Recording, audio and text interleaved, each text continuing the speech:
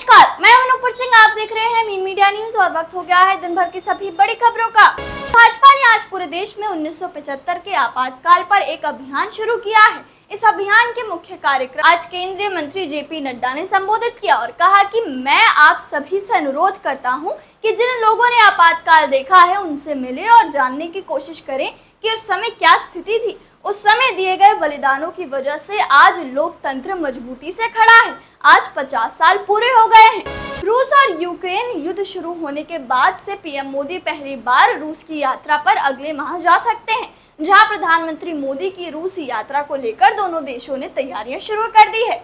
उत्तर प्रदेश के प्रयागराज में अगले साल जनवरी में आयोजित होने वाले महाकुंभ के मद्देनजर शासन स्तर पर जहां सुरक्षा इंतजाम को लेकर तैयारियां तेज हो गई हैं, वहीं मेरठ से प्रयागराज तक बनने वाली गंगा एक्सप्रेसवे का निर्माण कार्य भी तेज गति से चल रहा है। यूपीडा के अधिकारियों के मुताबिक इस साल दिसंबर तक इस एक्सप्रेसवे पर यातायात शुरू हो जाएगा। बिहार की एनडीए सरकार ने ग्रामीण क्षेत्रों में पेयजल आपूर्ति के लिए राज्य की पिछली महागठबंधन सरकार के दौरान दिए गए 826 करोड़ रुपए के 350 ठेकों को रद्द कर दिया है। जहां ये जानकारी एक मंत्री ने दी। उन्होंने कहा कि ठेकों को रद्द करने का फैसला लोक स्वास्थ्य अभियांत्रिकी विभाग की जांच के बाद लिया गया। पंजाब की मान सरकार के नेतृत्व में राज्य की आशीर्वाद योजना के अनुसार 6786 लाभार्थियों के लिए 34 करोड़ रुपए मंजूर किए हैं, जहां सामाजिक न्याय, अधिकारिता और अल्पसंख्यक मामलों की मंत्री डॉक्टर बलजीत कौर ने इसकी घोषणा की। हरियाणा में तृतीय और चतुर्थ श्रेणी की सरकारी नौकरियों में सामाजिक आर्थिक आधार के अंकों पर हाईकोर्ट की रोक पर सुप्रीम कोर्ट की मोहर के बाद राजनीति गर्मा गई है, जहां भूपेंद्र सिंह हुड्डा ने आरोप लगाया कि सरकार युवाओं के भविष्य के साथ खिलवाड़ कर रही है। जवाब में मुख्यमंत्री नायब सिंह सैनी ने हुड्डा और सुरजेवाला को चुनौती दी कि अगर उनमें दम है तो कांग्रेस सरकार में हुई भर्तियों पर श्वेत पत्र लाएं। उत्तराखंड के 6422 गांवों का डिजिटलाइजेशन करने के लिए जल्द ही इन्हें भारत नेट परियोजना के तहत ऑप्टिकल फाइबर आधारित कनेक्टिविटी से जोड़ा जाएगा। इसके लिए भारत संचार निगम लिमिटेड भारत नेट उद्यमी के साथ मिलकर ग्रामीण इलाकों में इंटरनेट उपलब्ध कराएगा। झारखंड में 26,000 सहायक शिक्षकों की भर्ती की जाएगी, जहां मुख्यमंत्री चंपई सोरेन ने सोमवार को अधिकारियों को 5 सितंबर तक भर्ती सुनिश्चित करने का आदेश दिया था। दोस्तों, आगे की खबर पे चलने से पहले आपसे रिक्वेस्ट है कि अगर आपने वीडियो को अभी तक लाइक नहीं किया और इस पर कमेंट नहीं किया है तो जल्दी से कर दे, क्योंकि आपका एक लाइक और एक कमेंट मेरे चेहरे पे खुशी झलका देता है। भारत में अमेरिकी राजदूत एरिक गॉसेटी ने कहा कि भारत अमेरिका संबंध कभी इतने बेहतर नहीं रहे। उन्होंने कहा कि दोनों रणनीतिक साझेदारों के बीच रिश्ते न केवल मजबूत हुए हैं बल्कि गुणात्मक भी हैं। मध्य प्रदेश के मुख्यमंत्री मोहन यादव ने 52 साल बाद आज एक ऐतिहासिक फैसला लिया। अभी तक मध्य प्रदेश में मुख्यमंत्री और मंत्रियों का इनकम टैक्स राज्य सरकार अपने खजाने से भरती थी, लेकिन अब मंत्रियों का इनकम टैक्स राज्य सरकार नहीं बल्कि मंत्री स्वयं भरेंगे। उड़ीसा के मुख्यमंत्री मोहन चरण मांझी ने प्रदेश की सत्ता में रही नवीन पटनायक की सरकार पर बड़ा आरोप लगाया है। उन्होंने एक जनसभा को संबोधित करते हुए कहा कि बम फेंककर मेरी हत्या करने की कोशिश की गई थी। दिल्ली हाई कोर्ट ने आज शराब नीति मामले में मुख्यमंत्री अरविंद केजरीवाल की जमानत पर रोक लगाने की ईडी की याचिका पर फैसला सुनाया। बता दें कि केजरीवाल को दिल्ली उच्च न्यायालय से कोई राहत नहीं मिली है, जहां जज ने कहा कि ट्रायल कोर्ट ने ईडी मामले और सामग्री की उचित सराहना नहीं की। बॉम्बे हाई कोर्ट ने आज पुणे पॉश कार दुर्घटना मामले में नाबालिग आरोपी को जमानत दे दी है।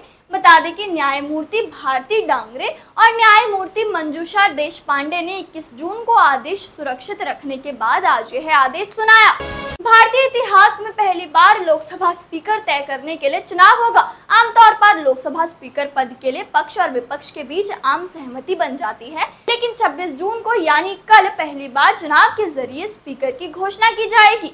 महाराष्ट्र में विधानसभा चुनाव से पहले सियासत तेज हो गई है, जहां शरद पवार के नेतृत्व वाली एनसीपी ने चुनाव आयोग से कुछ सिंबल को वापस लेने या बाहर करने का आग्रह किया है। शरद पवार की पार्टी का दावा है कि कुछ सिंबल भ्रामक रूप से उसे आधिकारिक तौर पर आवंटित तुरहा सिंबल के समान है।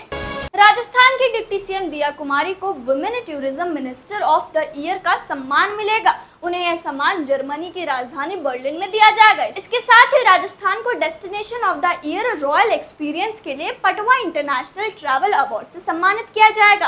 Uttar Pradesh subordinate services selection commission की ओर से जूनियर इंजीनियर सिविल की रिक्त पदों पर भर्ती के लिए आवेदन प्रक्रिया पुनः शुरू कर दी गई है। जो अभ्यर्थी पहले भर्ती में किसी कारणवश आवेदन नहीं कर सके थे, वह अब 28 जून तक ऑफिशियल वेबसाइट upssc.gov.in पर फॉर्म भर सकते हैं।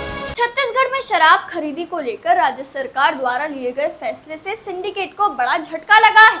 ऐसे में राज्य सरकार के फैसले को चुनौती देते हुए हाईकोर्ट में मामला दायर हो सकता है और उस पर रोक की मांग भी हो सकती है। इसे देखते हुए राज्य सरकार पहले ही हाईकोर्ट पहुंच गई है और राज्य शासन के महाधिवक्ता कार्यालय के विधि अधिकारी के माध्यम से हाईकोर्ट में केविएट दायर किया है। हिमाचल प्रदेश के पर्यटन स्थलों में अब ड्रोन से ट्रैफिक पर नजर रखी जाएगी। Himachal Pradesh traffic, tourist and railway police से शिमला, मनाली, धर्मशाला, चंबा आदि पर्यटन स्थलों को जाने वाली सड़कों पर ड्रोन से जाम का पता लगा रही है। ईडी ने जम्मू कश्मीर में सब इंस्पेक्टर की परीक्षा का पेपर लीक करने के मास्टरमाइंड यतिन यादव को गिरफ्तार किया है। जम्मू कश्मीर एसएसबी ने सब इंस्पेक्टर की परीक्षा कराई। बता दें कि जम्मू कश्मीर एसएसबी ने सब इंस्पेक्टर की परीक्षा करवाई थी, जो कि 27 मार्च 2022 को हुई थी। पश्चिम बंगाल की मुख्यमंत्री ममता बनर्जी ने अपनी ही पार्टी के नेताओं और अधिकारियों को जमकर फटकार लगाई है। उन्होंने अपने मंत्रिमंडल के कुछ सहयोगियों, टीएमसी पदाधिकारियों और नौकरशाहों के कामकाज पर सार्वजनिक रूप से नाराजगी जताई। ममता ने सभी को 10 दिन का समय देते हुए कहा कि या तो कामकाज सुधारें या फिर इस्तीफा दें। दोस्तों, मैं देख पा रही हूँ कि आप में से काफी सारे लोगों ने इस वीडियो को लाइक कर इस पर कमेंट किया है, लेकिन कुछ लोग अभी भी बाकी हैं। आप किस चीज का इंतजार करें? इस वीडियो को जल्दी से लाइक कर इस पर कमेंट करें, क्योंकि आपका एक लाइक और एक कमेंट हमारी टीम का हौसला बुलंद करता है और हम रोजाना ही ऐसे ही दिन भर की बड़ी खबरें लाते रहते हैं।